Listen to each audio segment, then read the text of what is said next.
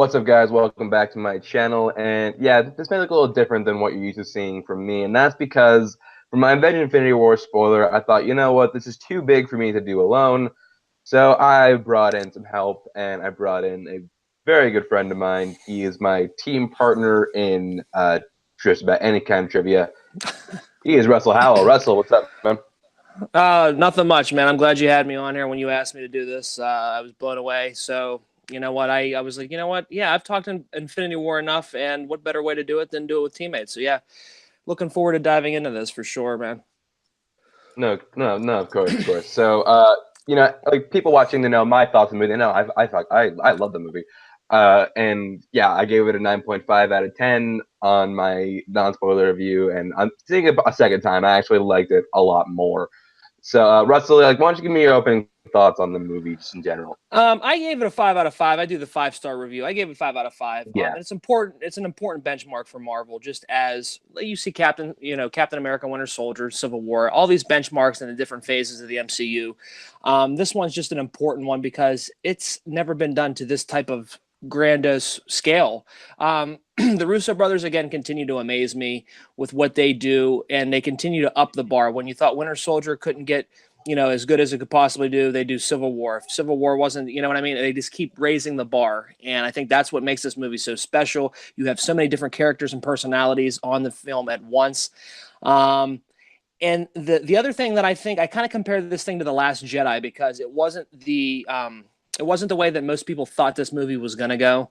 And I got to give credit to the Russo brothers on that because they weren't afraid to pull punches on this one. You know what I mean? Just like Rian Johnson wasn't afraid in The Last Jedi. I feel like the Russo brothers kind of followed in suit on Infinity War. And I appreciated it. I walked out of the movie, I had to take a while to digest it because you're watching 2 hours and 40 minutes of just nonstop action. And it goes from right at the beginning. They throw you right in the beginning of this. It's not one of those, we're going to, set up a story. Like this is 10 movies, 18, or this is 18 movies in 10 years. We're throwing you right at it. And they don't ease up off the gas, and that's why this movie is so special, and I really enjoy this film. No, yeah, I echo just about everything you're saying right now. Yeah, like, I do think Age of Ultron, I really did love that movie. I know a lot of people don't, but I feel like people who don't like Age of Ultron would like this more because this feels bigger. This feels like it has more stakes. It feels like a grander, darker Avengers sequel. I think a lot of people wanted with that movie, but may or may not have gotten. Debatable. But starting this up, first thing I wanted to say was someone I didn't give credit to in my non-spoiler review was the VFX guys, because I thought they did an excellent job. I think especially on Thanos, when you watch and you like pay attention, just the way he looked and like certain like facial tics he had, like he was like it made him genuinely feel like he was really there. Like the special effects I thought were just really legit, especially the performance capture on Thanos. Russell, what did you think of the special effects? Oh yes, DC could borrow a couple pointers from them for sure. Yeah, right. Like go get those guys to work on. We're a long way from Juggernaut when we see Thanos, though. Or not Juggernaut, sorry, Steppenwolf. We're a long way from that. Thanos was perfect. I thought Brolin really embraced the role, and I just thought he looked great on screen. It didn't look CGI. I mean, obviously it was CGI, but it had that realism to it, which I thought made it so believable as opposed to DC with Steppenwolf. But yeah, I thought they knocked it out of the park for sure. No, really, and that goes for just about any special effect movie that I thought was done like extremely well. And like this is one of the subjects of Thanos I want to talk about, like what he's about. So his whole thing is he kind of planet called Titan, and then when he was growing up, he pretty much like his planet was going to die. There were not enough resources to go around. He's like, okay, you know what? Here's the thing, guys. How about this? Hear me out. We kill half the population to make our resources last longer. But he's like, hey, we're not going to discriminate. We're not going to just kill all the rich people or kill the poor people. It's going to be even. One every two people dead. Just line them up. Live, dead, live, dead, live, dead. But, everyone like, I'm assuming the government body who ran that planet was like, you're nuts, bro.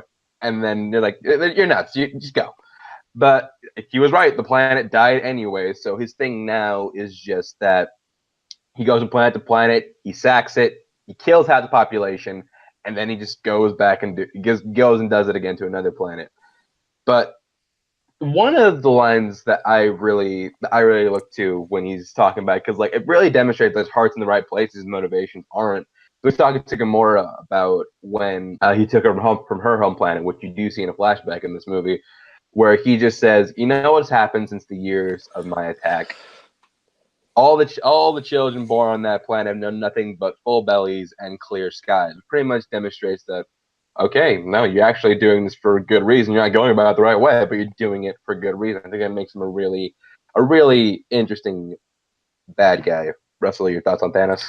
Yeah, to echo what you were saying about that Gamora scene, the scene that really really resonates to me is the whole idea of balance that we learn about in this film. Everything comes back to balance, and everything revolves around that talk that he's having with Gamora when he has that knife and he's balancing the knife, or he has her balance the knife. It's all about balance, and this is a theme. This is a theme that echoes throughout the whole entire film. So we see a little bit about what his actions are going to be going forward.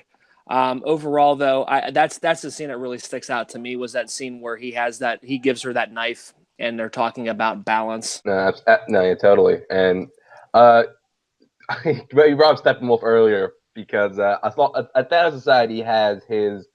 I mean, they're called his children, but they're really like his minions, his Black Order. I Yeah. mean, there's actually like upgraded Thanos.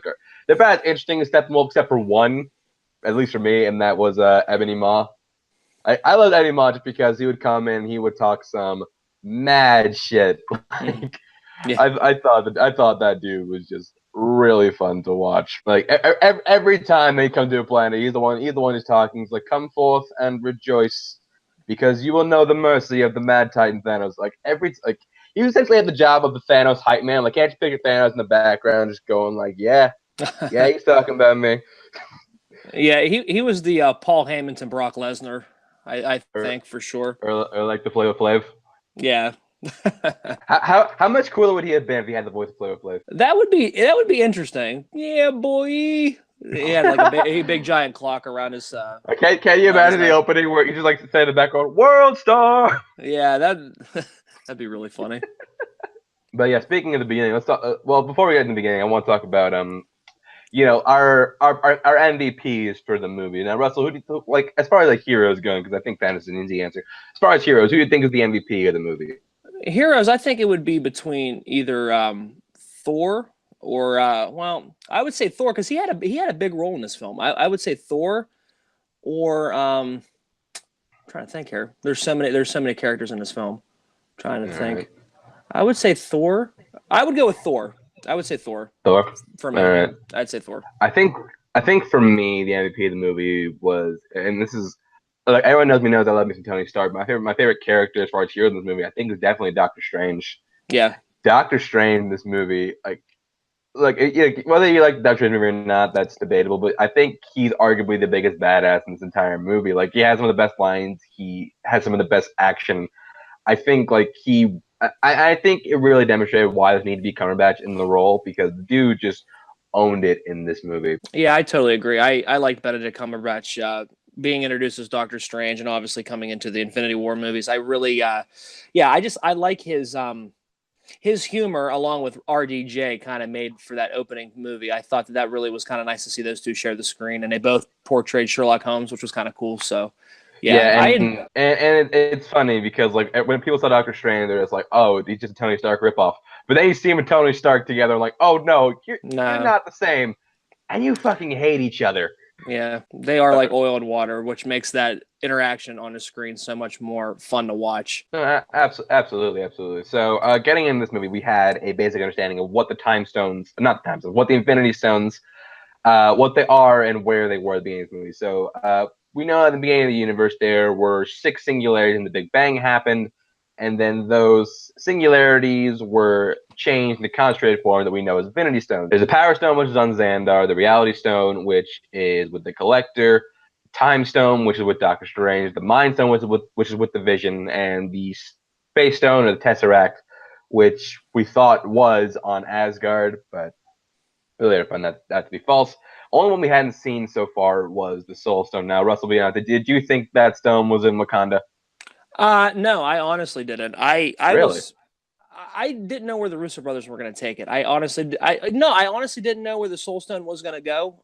To me, really, I didn't. But if I was a gambling man, I would have thought Wakanda just because of the fact that, I knew that was going to have such a big role later on down the film to close out the film with the big battle scene down there. So I was thinking if they would have it there, I mean, I wouldn't be surprised, but I wasn't thinking that now. Oh yeah, well, I know a lot of people were thinking it was in Wakanda, and Yeah. I was like you, I didn't think so either. But anyway, Yeah. like right from the jump, we could tell like this movie is gonna hurt. Like right when you see that Marvel Studios logo and that music, that orchestral swell is not going, you just like feel like, oh no, we're in for it now. Well, yeah, the movie starts and we pretty much see like the aftermath of a Thanos attack because like the Asgardian refugee ship, it's been attacked. Thanos and the Black Order are there. Everyone's dead except for Heimdall, Loki, and Thor.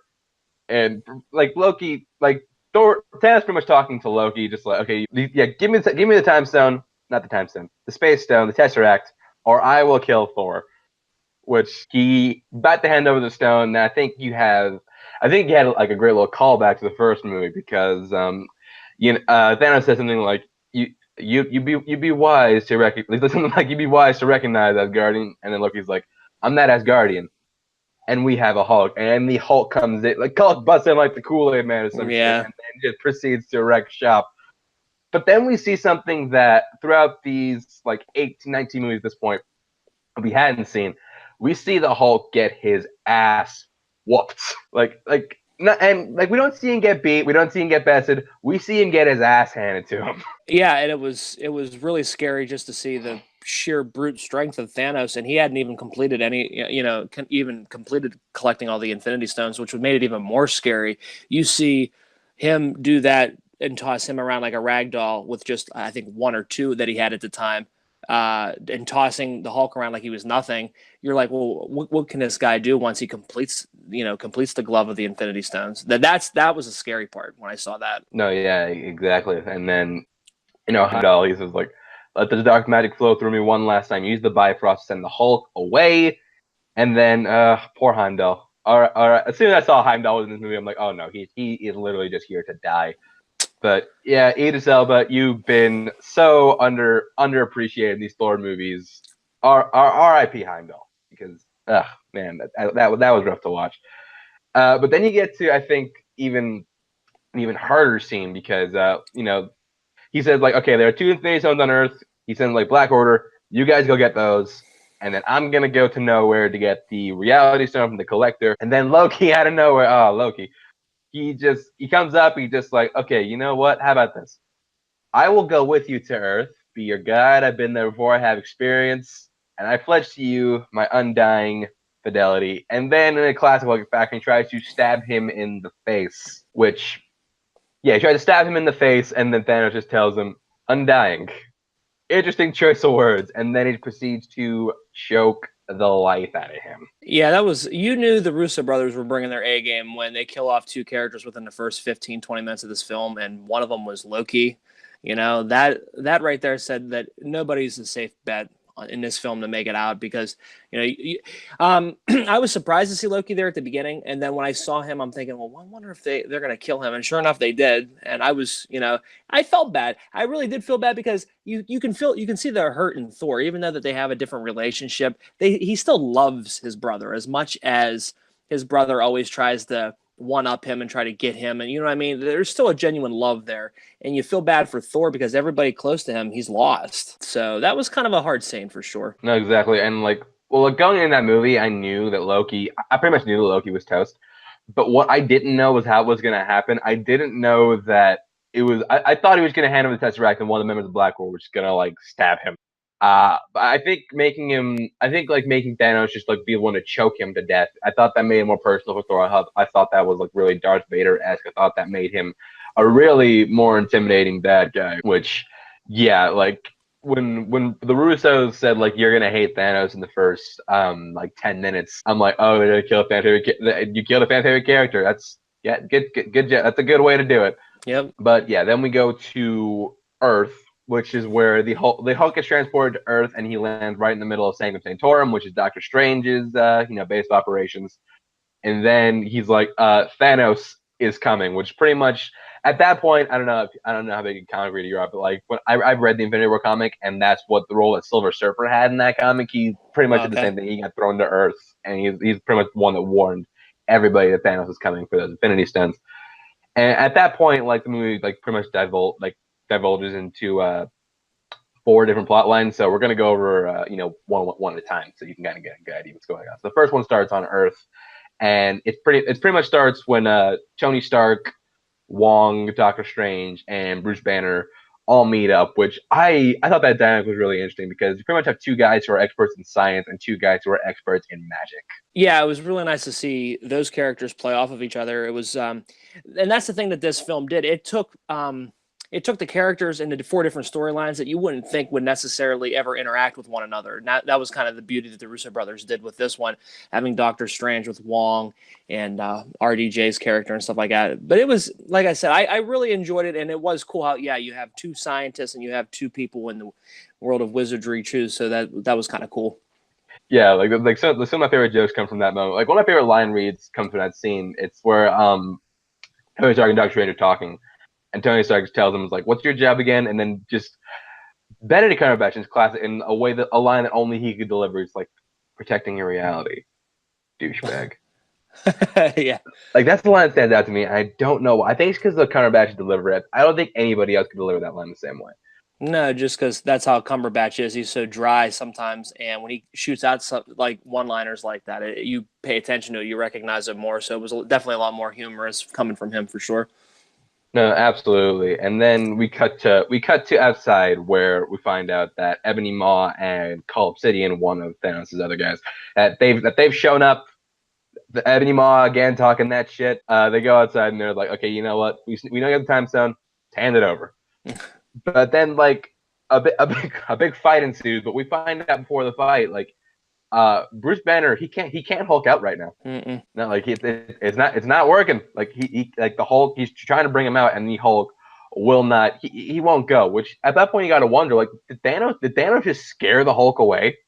Yeah, and that's something you see a lot more later on down the road too, where Banner can't conjure up the Hulk and as much as he wants to. And I think maybe the Russo brothers. I don't know if this has anything to do with it, but I think maybe the Russo brothers laid off of so much Hulk time just because of the fact we were not oversaturated with it, but Thor Ragnarok, he had a big role, so they were maybe trying not to give Hulk such a big, you know what I mean? Be a smaller character in this film. I'm thinking maybe. I don't know. Yeah, I also think that it made it.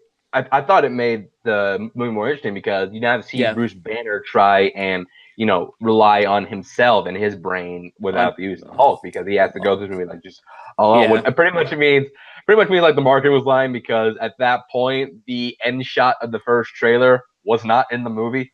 Yeah, which I'm still pissed about, but yeah. Yeah, but like you go back and watch it, you can clearly tell that the Hulk is not there. Yeah. He's just running on a treadmill somewhere. Somewhere Yeah, he's somewhere just like practicing his move.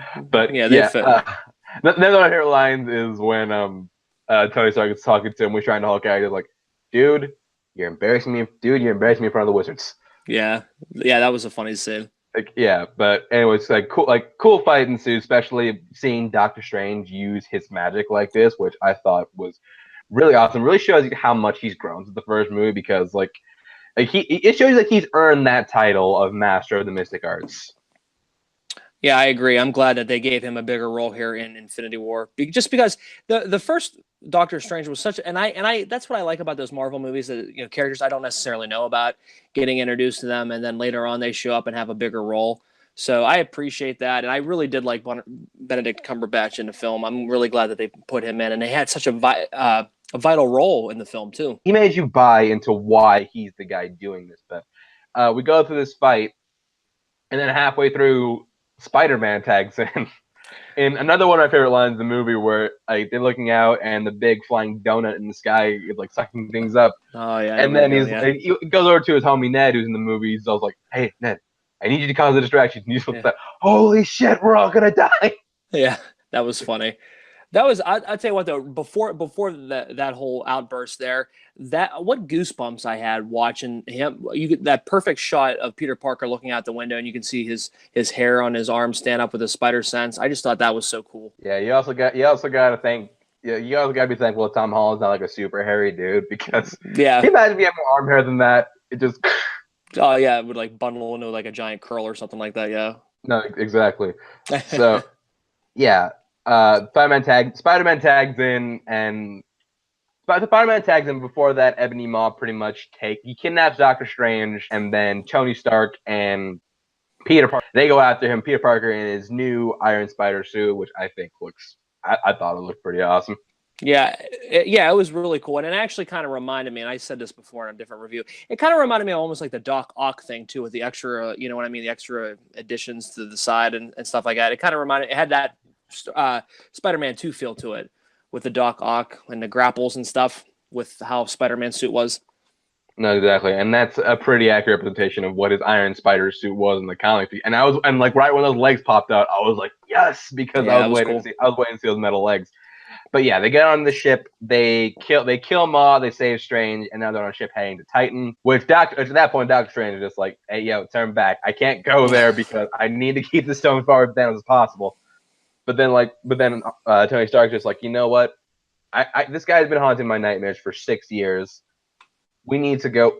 We need to go there. We need to take the fight to him. And then we have a line that's just so, I think, classic Doctor Strange, where he's just like, okay, look, I'll go with you, but if it ever comes between saving you, the kid, or the Time Stone, I won't hesitate to let either of you die. Yep. Which I think I thought like that line. I was like, that's a dick line, but that is something that Doctor Strange would say.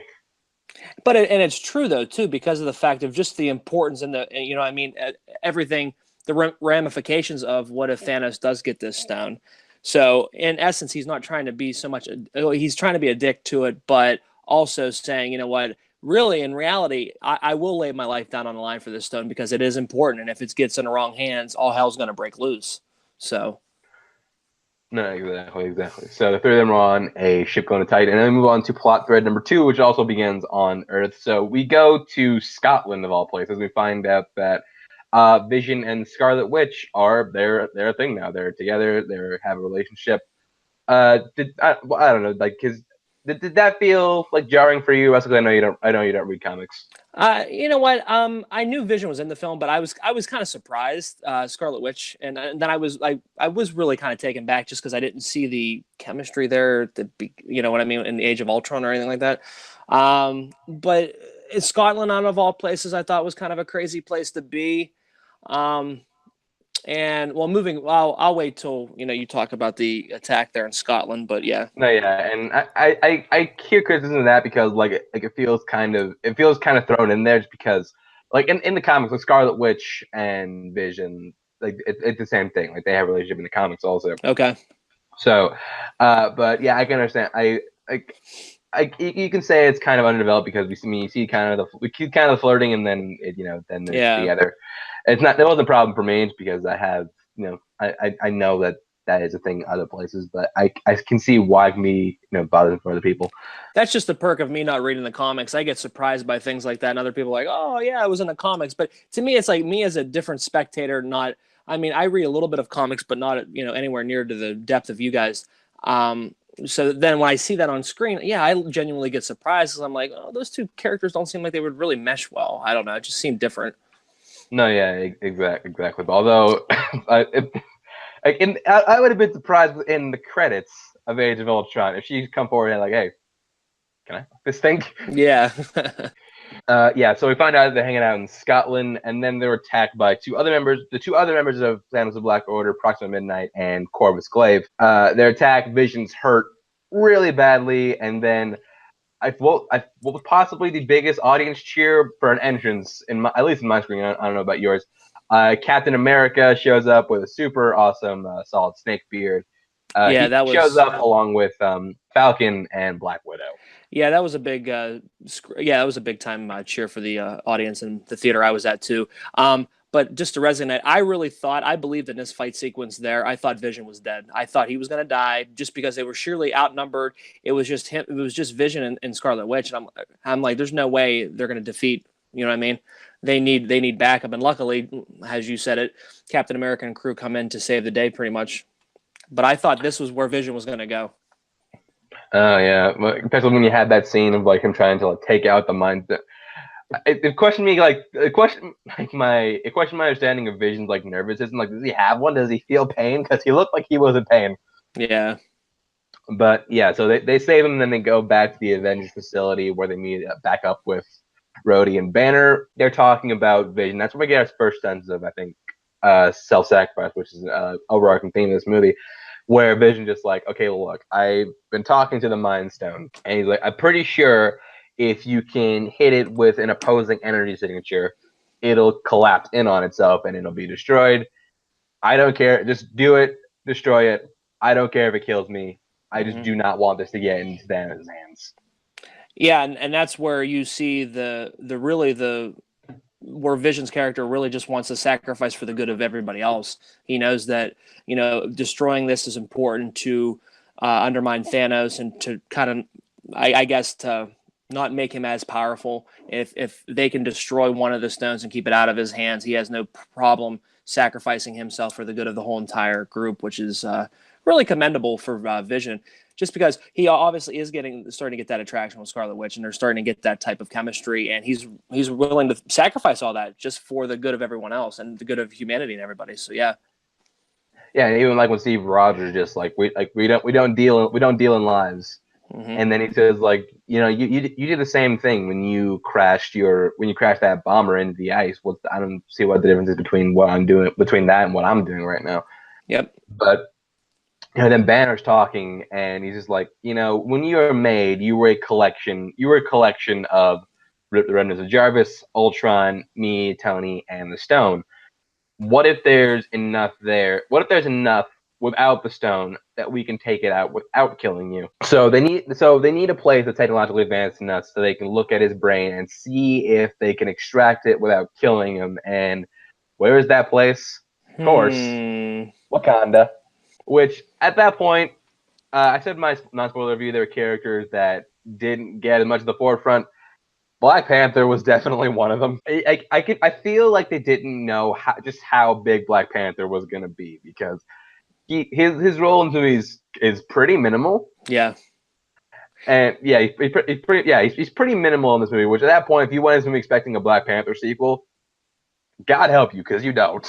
Yeah, and I think it was the Russo brothers erring on the side of caution because, like how you said, they didn't know how that movie was going to be received, and it went on to make over 200 million its opening week, and just set all sorts of records at the box office. So, if anything, I think they will have more helpings of Black Panther. I think there and the second part of this, or however they do this, or whatever the second part of this film.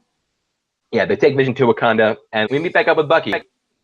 Like, you get the cool new metal arm, which was really cool. And if spoiler alert, I guess if you haven't seen Black Panther, obviously we knew that this was going to happen because how they ended it post credits or at the end scene or post credits scene, I think.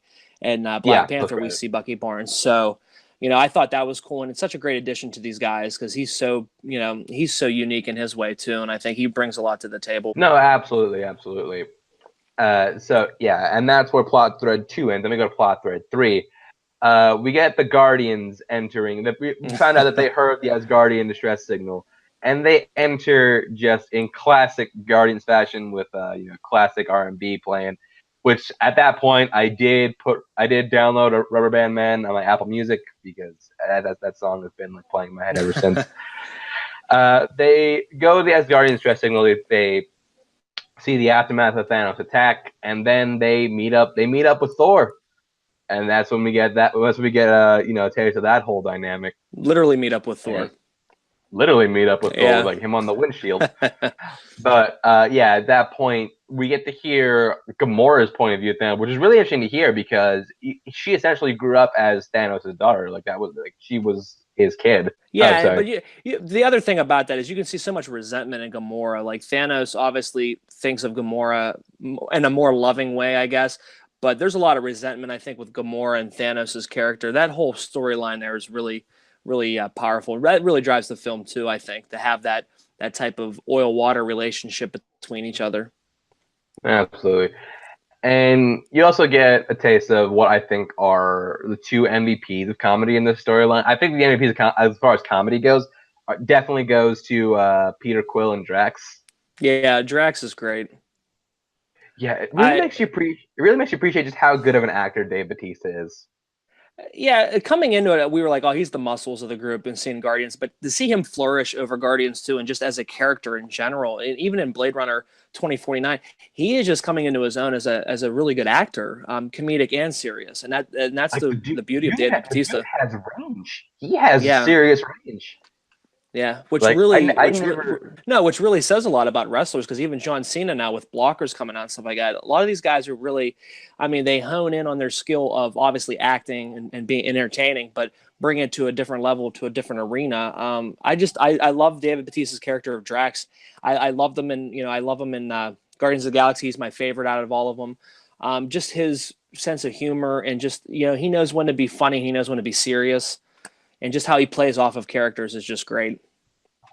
No, yeah, absolutely. I never thought I'd be like singing the praise of Batista this much, but the dude's a genuinely good actor. But yeah, we hear Gamora's whole spiel on Thanos, and then we we find out that they are kind of diverging. Like Gamora, Quill, Drax, and Mantis are going to go to nowhere to try and stop Thanos, Mm-hmm.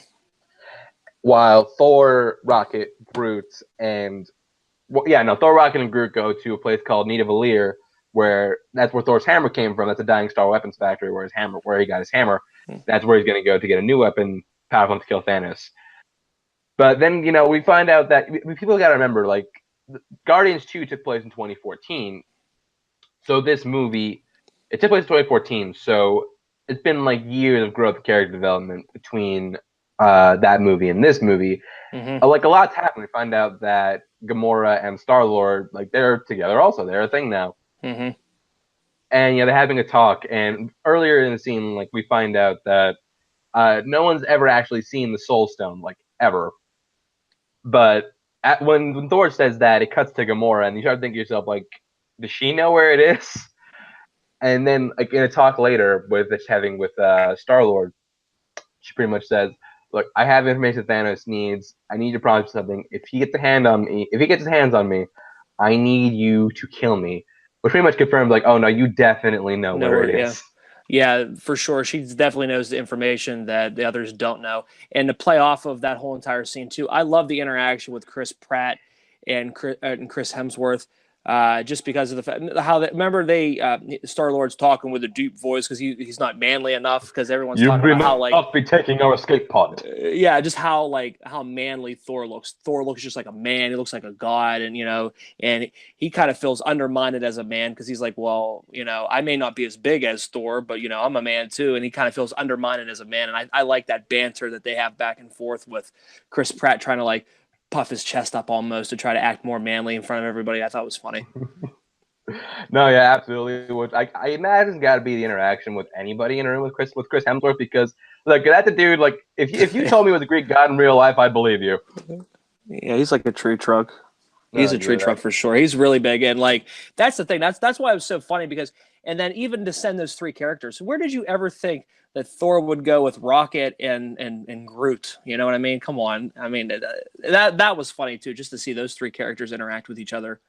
No, exactly. And we're getting ahead of ourselves on the next plot thread. But as far as this one, so they go to nowhere, and we see like a vision. We see, I guess, it's like a construct of reality of Thanos getting the collector's stone, but then Gamora kills Thanos. And I say kills in quotation marks because Yeah. he doesn't actually. We find out that he's already been there. He's already pretty much destroyed the place. He already had the stone, and he can pretty much conjure like whatever he wants out of reality. I'm not sure if it goes into effect, but he can pretty much do whatever he wants.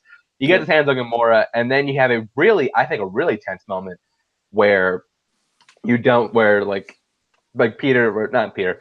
Gamora says, like, Peter, you promise, and you hold out his gun, like, you're just on the edge of your seat. You're like, is he gonna do it? Is he gonna shoot her? Yeah. And he pulls the trigger, and then bubbles come out. Yeah, that was funny because I was like, well, he's really gonna do it, and then he's getting ready to do it, and yeah, and like how you said, bubbles come out, you're like, what? Yeah, no, because like it's for many reasons, because it pretty much turns Peter Quill's gun into one of those, like, you know, like those bubble pistols you had as a, well, at least I had as a kid. You know, I did too. Which you had to think to yourself at that point, like, what is Thanos' attachment to bubbles? Like, was that a thing he did as a kid? Like, nothing would make these movies better than seeing a flashback of Kid Thanos playing with a thing of bubbles. And for sure. You imagine it's got to be an attachment because he does that twice later in the movie. But yeah, that was. But yeah, like Quill doesn't kill Gamora. He gets her. He takes her through a space hole, back onto his ship, where, you know, we had that whole dialogue we were talking about earlier in the review. And then we find out that Thanos actually has her sister, Nebula, and he's like, okay, look, I am going to kill. I know you have the information where the Soul Stone is. I know you do. I'm going to kill Gamora unless you tell me. He's like pulling her apart, which was really hard to watch, especially hearing like Karen Gillan screams. Yeah. And which it was also surprising to see Nebula, because after Guardians 2, I didn't know if we would see her again. You know what I mean? I didn't know how they were going to interweave her into Guardians 3, maybe. I was kind of surprised to see her in Infinity War. Yeah, so we had that, and then like she gives it up. He's like, Vormir. So they go to that planet where the Soul Stone is supposed to be kept, and that's where you get, I think, the biggest surprise for me. Yep. You see this ghostly figure. Ring Wraith. It's a hooded figure. Yeah, it looks like a ring wraith. That's like exactly what I thought it was, yeah. Yeah, and then you hear the voice of Hugo Weaving. I'm like, it sounds like Hugo Weaving, but that can't be him. And then, like, you emerge from the shadows, and it's Red Skull. Yeah. Red Skull comes back. With that Skeletor look to him. No, exactly. Which was a shock for me to see, because I know just, like, the whole reason we haven't seen Red Skull again is just because Hugo Weaving has not wanted to come back to this role, like, at all. Which is weird to think he didn't want to do this, but he came back to do Megatron three times. But yeah, and then came back to do Agent Smith and Matrix Reloaded and all that other Revolutions or whatever. Came back to 2 Matrix sequel, the 2 Transformers sequel, but Captain America, but being Red Skull again was asking too much. But I was like, did they back up the dumb truck money to his house? Like, they did not. It's actually another actor, Ross Marquand, who's actually a very talented voice actor, actor and impressionist. You may recognize him from Walking Dead. But like, spot on. I was completely fooled. I thought it was too. And my buddy said, "Oh no, that's not Hugo Weaving." I said, "What?" He's like, "Yeah, he's not doing the voice of Red Skull." I'm like, "What?" He sounds exactly like him. So no, exactly. I'm like, I bought it. I go look at the Ross Marquand stuff. The dude's phenomenal. Like, it is a phenomenal impressionist. But yeah, he pretty much becomes, like, after, you know, getting sucked into a space hole in, I'm gonna keep using that term, space hole, by the way. After getting sucked into a space hole, Captain America, the first Avenger, he pretty much become the guardian of the Soul Stone. Because, like, the Soul Stone is different from all the other Infinity Stones because it requires a sacrifice to get it, which at that point, Thanos, he sheds a tear. Before that, Gamora was like, he's like going his face like, you can't win. Yeah. You can't do shit. And then Thanos starts crying. He's like, oh god, Gamora's dead. Yeah. That was a big scene, man. Yeah, no, that, like, he's like, he starts shedding tears, and then Red Skull just like, they're not for him. And then, like, you feel it, like, he just grabs Gamora. Launches her, man. It's not like she like, ends it quietly. He grabs her and throws her. Launches her. Yeah, like up. It's not like a gentle top two. He literally throws her. Just a throw, yeah. That was crazy. No, absolutely. But yeah, like he throws her over the edge, splat, dead. Which that was a really hard scene to watch. For you see, like, especially like her head like cracked open. You can see like all like the green blood coming out. Mm-hmm. Which, thank God for the the colored blood rule, because this movie would be a hard R if it wasn't. But just for that scene alone, yeah. So he throws her over the edge, splat, dead. He has the Soul Stone. That's 4 Infinity Stones that he has now. So yeah, he has the 4 now, and that's when we go to plot thread 4. So it's, like I said earlier, it's Thor, Groot, and Rocket going to Nidavellir, which is a dying star weapons factory. And we get there, we find out that production's pretty much shut down. Like, they're not making weapons anymore. The Forge is out. That's where we get to someone that I knew was in the movie. I'm not sure if you did. Peter Dinklage shows up as the dwarf Eitri, who is the guy who made Thor. He's the guy who pretty much the brain behind this weapons outfit. he makes all weapons, including Thor's hammer Mjolnir. Did you know Peter Dinklage was in the movie? I did hear about Peter Dinklage being in the movie, but I didn't know where he was going to be, and he came in a completely non-expected way, being that giant, you know what I mean, completely opposite of how he is. He's a giant dwarf. He's a giant dwarf, which is even funnier because it's just kind of play on obviously him, but it's funny that Peter Dinklage was a great actor, so great, such an underrated actor. But yeah, that was funny to see that because you see Peter Dinklage is so huge compared to everybody else. It was really funny. You think that was an inclusion writer in his contract? Like he's like, I'll be in your movie, but I got to be the biggest person in the movie. He's like, you guys slam me an elf. You guys slam me an elf because I'm the little guy. So it's like, yeah, I need to be bigger. I need to be the big man on the screen. So I don't know. It was funny though. The joke stop here, guys. Yeah. But yeah, no, he shows up and he's great in this movie. He really has a lot of pathos with his character because he plays the head dwarf, and you find out that Thanos came to he came to this place and he asked, okay, you know what? I need you to make me a glove that can harness the power of the stones. And he's like, okay, maybe if I do that, he'll spare the rest of the dwarves here.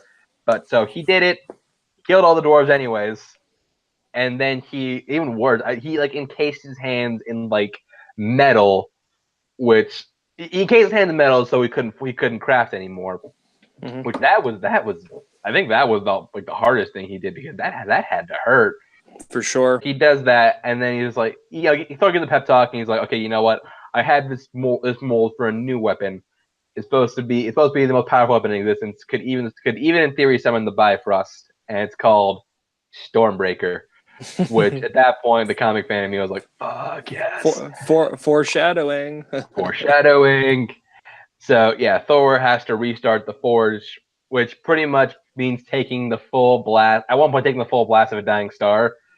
Which that's where we get our obligatory guy holding things muscle shots. Which I guess our Samson moment. Our Samson moment. Our Samson moment. Our holding the pillars. Yeah. Wow. Yeah. Which I'm pretty sure, at that point, that was his inclusion writer. He's like, okay, I'll do it, but you gotta have me show up Evans with that shot. Make sure you zoom in on a vein or something like that. Yeah. No, exactly. But at that point, I think it confirms that Thor is the most indestructible character in the MCU because dude literally take the full blast of a dying star. That is a lot of power. Yeah.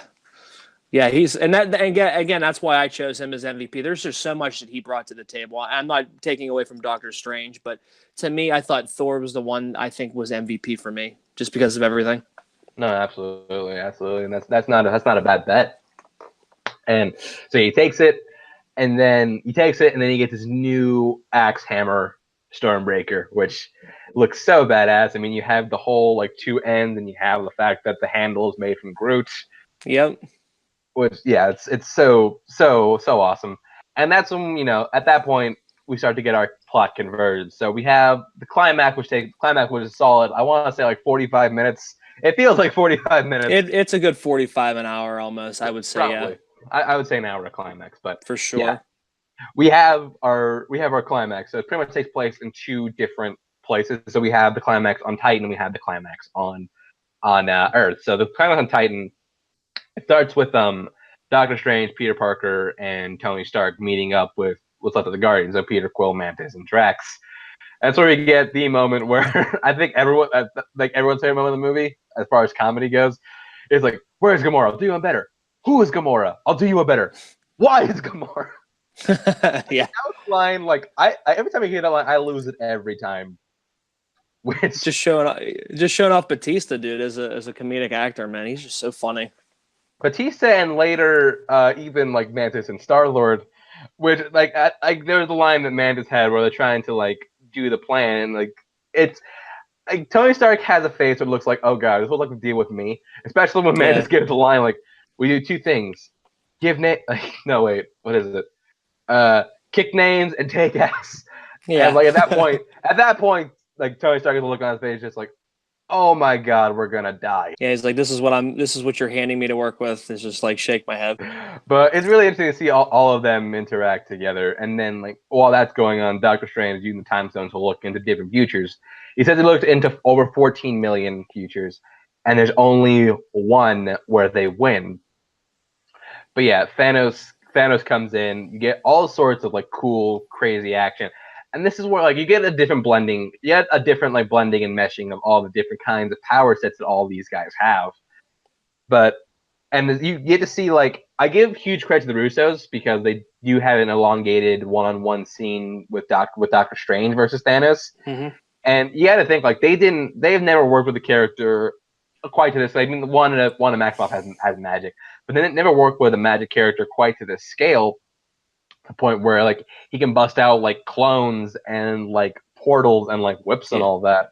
Yeah. Like the dude's a massive scars. I thought like good job to the Russos for like taking a character like a magic character to that scale and still doing him justice. For sure, that's the beauty of the Russos. That and the time distribution that they give each character, where it doesn't feel like one character is hogging the whole entire film. They distribute. They did it in Winter Soldier. They did it in Civil War. That's just they distribute time so equally almost, and it's hats off to them because they could easily make this an ego movie, driven around one person, and they don't. No, exactly. And then we get a point where it looks like they're gonna beat Thanos. They're holding him down. Mantis has got him in a trance. And then that people would give this guy so much. They give him so much shit for this moment. Stupid Star-Lord. They ask Peter Quill. Peter Quill asks Thanos like what happened to Gamora. Then he finds out that he killed her. Then he just goes nuts, starts punching him in the face, and then he punches in the face, hits Mantis' hand, breaks her concentration, and then Thanos gets his glove back. Yep. Which I see people giving him a lot of like flack for that moment, but like that's an emotional response. You can't get mad. Yeah. It's fun just to kind of give him crap on it because it's like they were so close to getting that Infinity Glove off, and he had to go. You know what I mean? He had to go postal about Gamora and mess it all up. Yeah, no, exactly. So yeah, at that point, if that gets the glove back on, you're like, okay, you know what? Oh, you motherfuckers! Yeah, now it's a done deal. Now it's a done deal. I mean, like he knocked out half of them. Nebula shows up. She gets knocked out. Yeah. He literally like, grabs a moon out of the sky and throws it at them. Yeah, wow. Which that was the moment I heard about in the D23 footage. And like when he started grabbing pieces of it, I'm like, okay, maybe it's just pieces. And then the whole thing, I'm like, oh god. Yeah, he's so ruthless. Yeah, he's definitely my favorite Marvel villain for sure. He's top 3 for me for sure. I haven't gotten around that ranking, but yeah. So he pretty much defeats everybody. And he's in one fight with Tony Stark. Which that point, that's a hard scene to watch because he's pretty much just like beating the crap out of him, and then like he just like gets a knife grown from the nanites in his suit, and then just stabs him through the abdomen with it. I was like, dude, if one character I need to survive this, I love RDJ, and I'm like, as long as RDJ walks away from this, I'll be happy. I was so worried when I was watching that. I'm like, this is it. This is how it's going to happen. I was like, this is the point. This is where Tony Stark dies. I was convinced. I was convinced too. And then like, yeah, you also get a sense of like Thanos' humanity, just like, when I'm done with this, half humanity left. I hope they remember you, Stark. Yeah. Like Doctor Strange just is like, wait, you spare his life, I will give you the Time Stone. Yep. And then he does it, and he sky holes to Earth, and he's like, one more to go. And then like, and Tony Stark just like, why did you do that? It's just like, we're in the end game now. Like it's too late. It's too late. Well, then I think he obviously knew the one, how we process the odds. I think he knew that this is what needed to happen in order for them to successfully. Yeah, well, I was saving that for later, but yeah. No, all right, never mind. Yeah, that's right. Cough. Never mind. Let's disregard. Disregard. Sorry. Let's just start over. Yeah. It's not a big deal. 14 million out because I imagine the one where they came out alive was one of the ones where he gave him the Time Stone. And that's, you would have to think that. Yeah, but then we go to the second half of the climax, which takes place on Wakanda. And that's where we get a sense of like Wakanda, like just how like technologically like badass Wakanda is. Like we know like they're in Wakanda because Shuri has the information that like you can like reroute the neurons in his brain, so you can take out the Mind Stone. And that was actually the idea that she came up with that neither Tony Stark nor Bruce Banner did. So you gotta think at that point, like, is Shuri smarter than Tony Stark and Bruce Banner? But I mean, it's possible. Although they didn't design Vision, Ultron did. So whether or not she's smarter than Stark or Banner, that's remains to be seen. But she's definitely smarter than Ultron. So all they need to do, they need to hold back the army of, well, I guess, disposable CGI Army number 3, which you kind of need in big Avengers movies to get them all fighting at the same time. They need to hold them back as long as possible to give Shuri enough time to remove the stone Vision's head, and then they can destroy it. So yeah, at that point, you get a sense of how bad Wakandan defense tech is, because they have that whole like and they can't penetrate it. Yeah, and they can't. Yeah, especially in that first scene where that big thing is landing. It looks like they land on top of them, and then the shield thing that says "Nope, denied." It's like giant bubble. It's like you're not coming in. I would love to see the reaction on that ship. Where it's like, "You're in for it now." Oh shit. Yeah, it's like we never seen this type of technology before. No, exactly. And like even like at like the barrier, at like the outside barrier, like they're trying to get through, and then they just can't. Like, they're like, oh, we could do this all day. Like they're literally just like trying to get in. Yeah, they're killing themselves doing it, and like the few that do get in, there's like blasting them with Wakandan spears. It's like, oh wow, this is gonna be easy. Then they're trying to go around, and it's like, if they get in behind us, there's nothing keeping them between them and Vision. Mm-hmm. Like we need to keep in front of us. We got to open the barrier. And I think didn't that Cap give the green light to Black Panther to do it? Didn't he? No, that was Black Panther's idea. Oh, okay. I thought Cap was the one that kind of wanted the shield to go down. Well, wanted the shield to go down. I thought, wasn't it? No. Yeah. No, I'm pretty sure that was Black Panther's. Like we open the barrier. It's like when I say go open the barrier in this section. Like, okay. Like, he's the person on the phone like, you serious? On my signal, which. Yeah, like every time I hear that Wakandan chant, I always get like super hyped. And then it's just like we charge, they open the barrier, and then it is literally game just on. Game on. It's game time. Wakandan army versus these Thanos droids. And then I did think it was funny that we need the obligatory shot of Captain America passing all the black people. Yeah, I'm like, to your left. I don't understand what that's all about. Yeah. On your left. Yeah.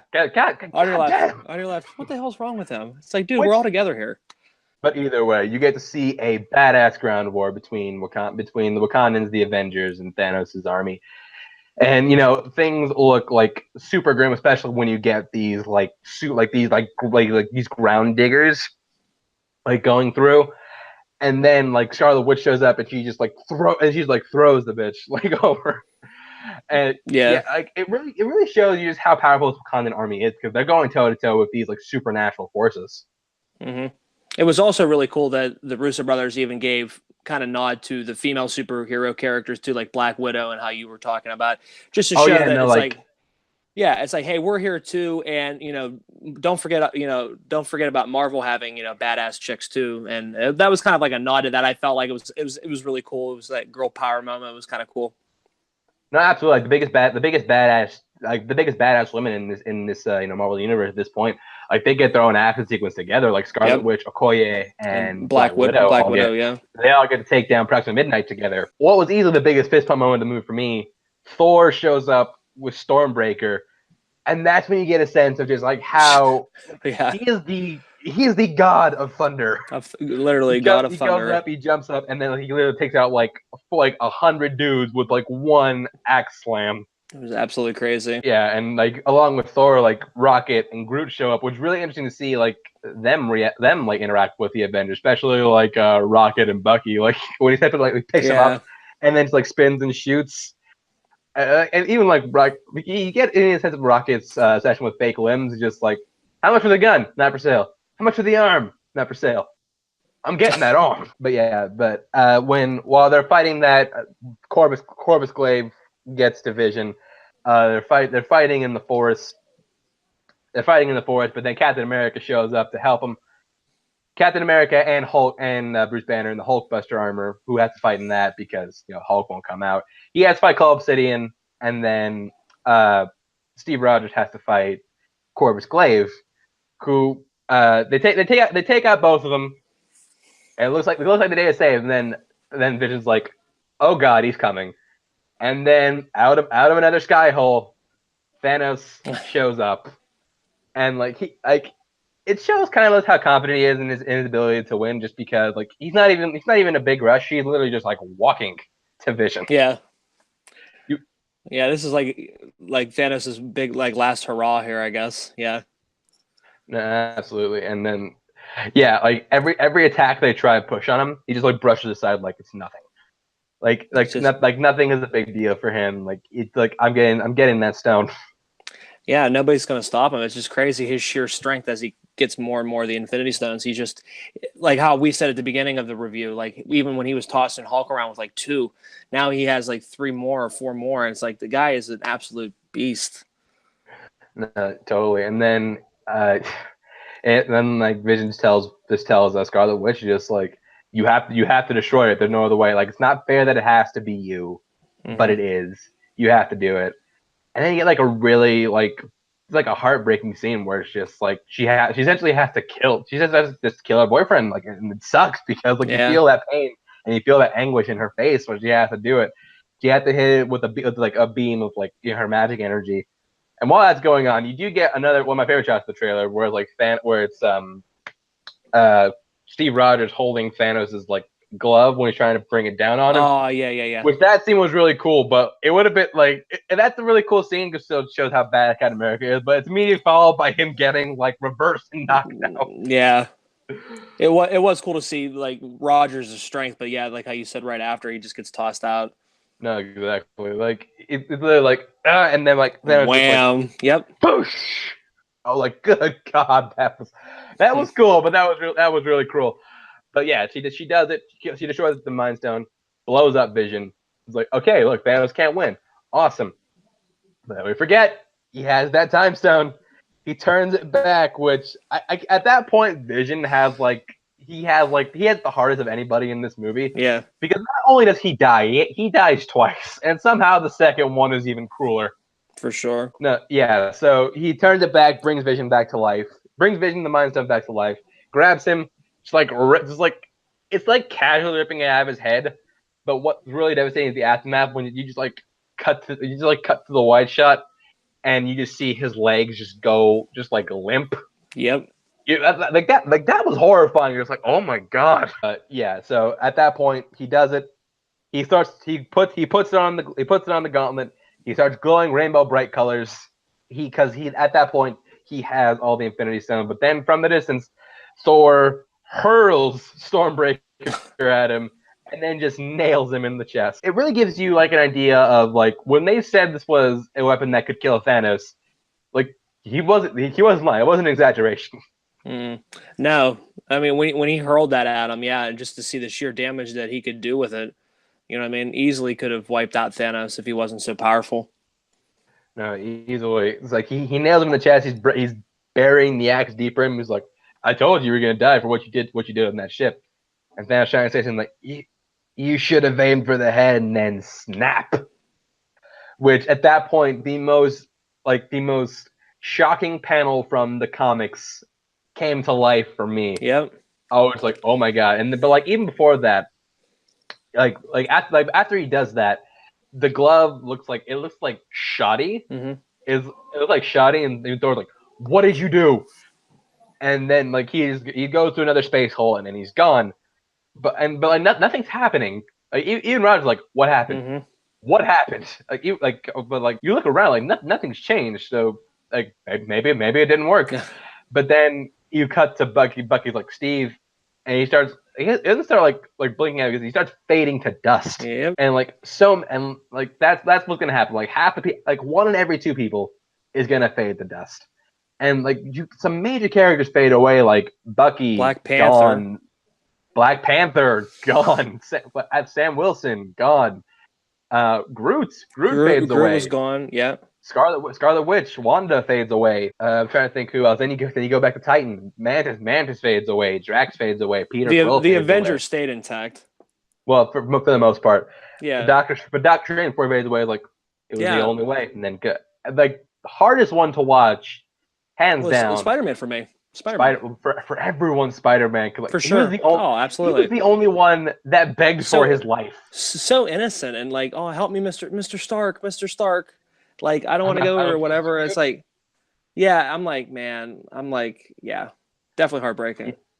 No, definitely. And like his last words, like even dying, he was just so. Even like, on his dying day, he's just like he was just so. He wasn't sad that he was gonna die. He was sad that he was disappointed in Mr. Stark. Like his last words telling And him, "I'm sorry." and that's what he's been. His character's been like that. He's so like he is one of the most selfless characters of the Avengers, and that's why he, obviously Stark brought him aboard. It's really cool just to see the maturation of Tom Holland in the role. He's just so perfect for that role. I love the fact that he's so selfless and he just wants to feel wanted and feel you know what I mean. He just wants to be, I guess, utilized for the good of everybody, and he doesn't want to let anyone down. And that scene right there was just heartbreaking because you're like, yeah, it's like, dude, you're not letting anybody down. Like you tried to, you were up against the juggernaut. No, exactly. And like at that point, Tony Stark's got to feel that at the heart because like, he had the line in Spider-Man: Homecoming, where it's after he botched that ship that ship thing where he like tore it in half and nearly killed everyone. He had the line to him where he says, "If someone had died, that's on you. Yep. If you had died, that's on me." So he's got to feel that. Like he's like I like this kid's dying, and that's on me. Like and like at the end, like it's Tony just sitting there like thinking about like, oh god, what have I done? Like everyone could be dead. To be continued. Yeah, and no, well we don't get that. We don't get that. We don't get the Matrix ending. But we cut to something even possibly even I don't even worse, but definitely funnier, where it's just Thanos just sitting on a farm, watching the sunrise. Drinking a Mai Tai. Drinking a Mai Tai. I like that scene. You could have taken that further. You could have given him some overalls, nice straw hat, giving him a piece of weed out of his mouth, a rocking chair. Yep. Putting up a pipe, cracking a pipe out. Just go all the way. Just go all the way with that if you're gonna do it. Yeah. But yeah, you see Thanos just sitting on his farm, and then the movie ends. Which like. The ending of that movie I compare a lot to The Empire Strikes Back because it's our heroes. They're in a dark place. They've been like at that point, like the Avengers, they've lost. Like they're in a dark place. Like they don't know. I don't know how they're gonna reel back. Like the audience doesn't know how they're gonna reel back from this. And it feels kind of like an end to me. Well, not an end, but it feels like a real like cliffhanger in a sense. Yeah, because it leaves you wanting more. No, yeah, exactly. Yeah. And even at that scene, where you're just like, this is a very grim ending, a very dark ending. I think that's why it's so powerful. But then you got the end credit scene where you get to see the aftermath from a different point of view. Another character I didn't think was going to be in the movie, Nick Fury, shows up just for the end credit scene, driving through a good old crowded New York. I assume it's New York. That's where all these superhero movies end up going back to. Yeah. When in doubt, go to New York. Yep. But yeah, they're driving around and then like they see a car crash, but they're like, who's in the car? No one. Which you see pretty much see like a lot of people aren't just gonna be like sitting around doing nothing when they fade away. They're gonna be doing some important shit. Like one guy was driving a helicopter that crashed in the side of a building. Yeah, there's a lot going on. And then Agent Hill fades away. And and then Nick Fury goes to run to get to his car to get this thing. It looks like a modified version of a pager. Yeah, it was like a phone or a pager. Yeah. Yeah, and then so he puts in a signal to it before he starts fading away. He sends a distress signal, which censors his use of motherfucker, which I thought I was waiting for him to bust that out in one of these movies. His SOS, yeah. Yeah, but yeah, he puts that signal, and then you see a star. You see a star with the red and blue, which pretty much confirms they're telling the audience like it's okay, it's okay. You know what? Because Captain Marvel's gonna come, she's gonna fix all this shit. Mm-hmm. And then even at the end of every Avengers movie, you just you always get that scene that thing where it's like so and so will return. Yeah. The only one that's it said at the end the only way twist that knife and was saying Thanos will return. Like, oh, come on, man. Yeah. But yeah, so that was the movie. And I want to talk theories. Where do we think this is gonna go? So Russell, what do you think's gonna? You have any idea what's gonna happen in Avengers 4? Well, first off, they have to undo it because obviously Black Panther's getting a greenlit sequel, obviously, and Guardians are getting another movie. So I think they're going to take it back. They're going to get the time stone somehow to undo what has happened up until a certain point. And I would say Gamora dying, I think, would be the cutoff. I think for sure Loki's going to be dead. Idris Elba's character's dead. I wouldn't be surprised if they kept Vision dead. But I think they're going to bring it back to where Gamora comes to life because they were just developing a story for with her and Chris Pratt's character Star-Lord for the Guardians, like the love interest there. So I think they might want to continue that in 3. Just what I'm guessing or speculating. But I think with all these characters set to make their return, they're going to have to get that stone somehow in order to undo it somehow. Or the other theory was they were at the people that disappeared are in a different planet or different realm or something like that. Different dimension. That was my theory. Different dimension, yeah, and that they'll have to do something with that. But I thought the first thing I popped into my head was like, well, just the stone. But then I feel like that's a cop out. You know what I mean? But no, exactly. Like I imagine everybody faded away is gonna. Yeah. Something that someone brought to me, like what could happen is like everyone who faded away is gonna be in a different dimension where everybody else who didn't fade away faded away. And those people, yeah, I mean that could make sense too. There's a lot because they killed some major characters. Like they killed Spider-Man, who we know is getting a sequel. Black Panther, who you bet your ass is gonna get a sequel. And I mean Gamora, I think she would be coming. She's such a vital part of the Guardians. I don't see them. Yeah, and like when Thanos, I think Doctor Strange knew it was going to turn out because I imagine he knew it was going to happen. I imagine like he knows. And that was the one. Yeah. Yeah, I imagine he knows something about how they're going to come back and beat Thanos even after he does the whole snap thing. Yep. And you also got to look at the new heroes that are going to come into the next one because we know like post credits we already know Captain Marvel is going to come into the next one. Hawkeye, who was actually supposed to be in this one, he's definitely not going to come back for this next one. I think Ant-Man's coming back, or Ant-Man's coming.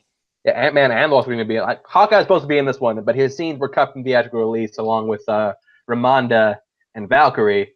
Which Valkyrie, I want to talk about her real quick because that his whole thing is like he goes to a place and he kills like half the population. Mm-hmm.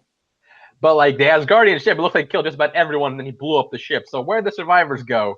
You got to think there's a scene somewhere where Valkyrie gets away with his with happy Asgardian people. You got to think like I wonder if there's got to be like a 3.5 hour cut of this movie somewhere, which I would gladly watch for sure. I think the Russo brothers are going to do it where it's going to lead up. It's going to make sense and tie all the loose ends in the second half of this film because I'm calling it a second half because they filmed it all in one. So exactly. I'm guessing the second half's really going to pit we'll really see what actually happens and how things really work out with everything. But I think, like I said, that Infinity Stone, that Time Stone is going to have some kind of a role. And I know how we said with Doctor Strange, seeing that as the only one way that they were going to come out of this. I think that's part of the plan. That's all part of the big plan. And I think that moving forward is going to play a role in how they get everybody back. Yeah, I think we're going to see some alternate dimensions. I think we're going to see some time travel. And I also think that like every character who didn't die as a result of the snap is gonna stay dead, except for maybe Vision. I think Vision, out of people who died without the stone, I think the only one that could come back is Vision. I see Loki and Idris Elba's character. They're done. And I think they're gone for sure. And I think I wouldn't be surprised if they didn't bring back Vision. But I mean, if they're gonna do it from Gamora on, obviously it would make sense that Vision would come back. Absolutely. But my buddy also said something just to add real quick. Teasing Ant-Man, maybe at the end of Ant-Man, they have a scene where near the end of Ant-Man, one of them disappears or whatever to kind of like maybe that's post-credit scene for that one to kind of tie it in all together. Maybe I'm thinking because it's supposed to take place before Infinity War, so maybe they have something like that. I don't know. Yeah, I think the post-credit scene for Ant-Man will definitely be something. We'll definitely be seeing the aftermath from Infinity War. That's my guess. I hope so, man. That'd be really sweet. But anyways.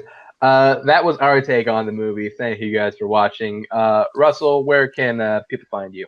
Howell's Hollywood reviews, movie reviews, trailer reactions, all that fun stuff. I'm going to try to do some more other things movie related, and then Chance and I are going to be starting off our podcast, kicking that off the right way. Notorious by Chance, something we've been really in the pipeline for a while that we'll be really excited about. And then you can find us obviously competing in anything team related trivia, movie trivia. No, yeah, and that's the whole reason I brought him on, because I want to hype our new podcast that we're starting, Notorious by Chance. But I think it's gonna be really interesting. I think by the time this is up, our first episode will be up. We're talking about the summer movie season as it begins, and of course, if you, what do you think about Infinity War? Leave a comment down below. Let me know. Like, share, subscribe, and I will see you next time.